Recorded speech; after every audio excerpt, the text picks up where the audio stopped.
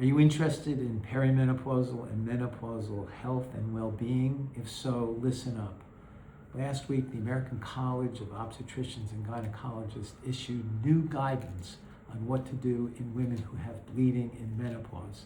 And I think what they have recommended is going to be extremely harmful and painful and unnecessary for literally thousands of women.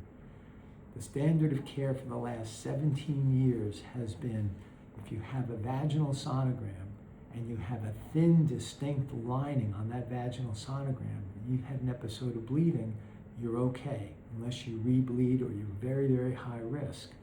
Now, they're recommending that virtually all women, except a very, very few, have an endometrial biopsy and a vaginal sonogram. And the people who they're going to allow not to have the biopsy are such people who've never had a child.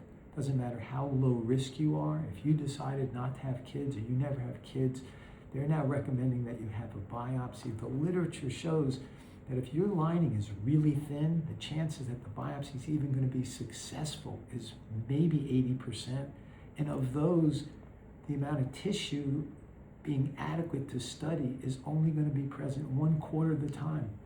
The reason for this is the fact that people who bleed in menopause, only 5 to 7% of them have cancer, yet students are taught any bleeding in menopause is cancer until you prove otherwise. That means 93 to 95% do not have cancer.